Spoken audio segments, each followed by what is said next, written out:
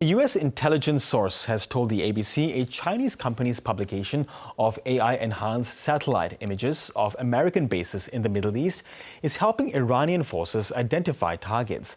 Chinese AI and software company MIZA Vision, which the Chinese government has a small ownership stake in, has been publishing detailed satellite images with tagging data of multiple U.S. military sites in the lead-up to and during the war in Iran.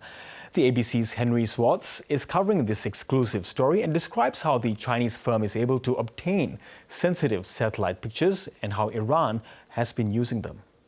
So it's very interesting because many people have access to satellite data, satellite images. Anyone with a credit card and a computer can access satellite imagery in this modern era. But what this tool does is it sort of looks across a vast area of that satellite data and then does geolocation and tagging and identification of individual military assets within that target area, which traditionally has only been something that an intelligence agency like a US intelligence agency, for example, has been capable of. So it's quite an interesting development that this is just a Chinese company. The other thing to make note of this as well is that this company posted up multiple analysis imagery, AI-tagged imagery of US assets, which were then targeted by Iran. So, you know, there's a clear pattern between the publication and then obviously the effect during the war. Yes, Henry, one would imagine that intelligence agencies, particularly those in the US, would be concerned about what's just happened.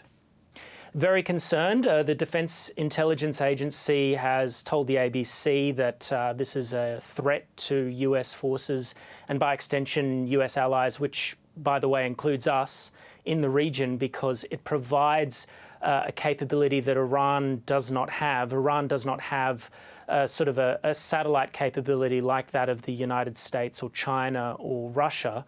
But what this software would do is that commercially available satellite imagery could be, in a sense, weaponized because the software can relatively easily identify very sensitive material on those images.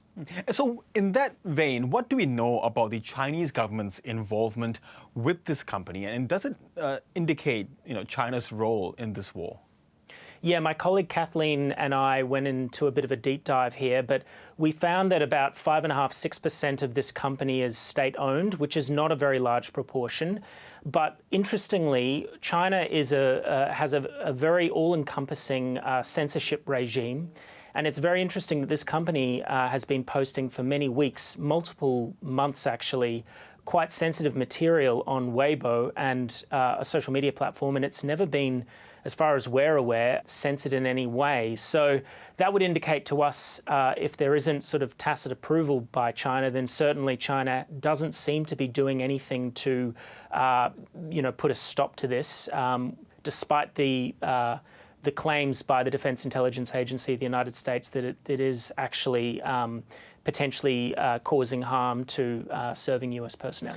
Yes, and I suppose this does put a real spotlight on the role of artificial intelligence in conflict, doesn't it?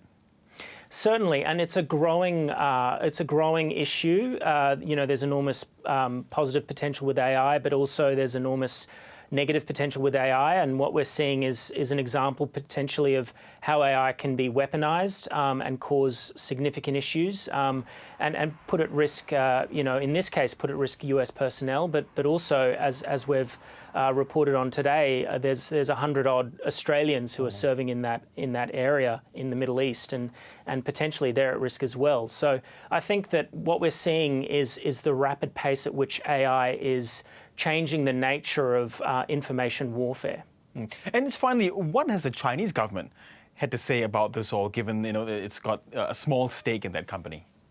Sure. The Chinese government did respond to us. The Ministry of Foreign Affairs said that any reference to them having any sort of involvement in aiding Iran and targeting US bases, which is what the Defense Intelligence Agency report suggested, was sensationalist.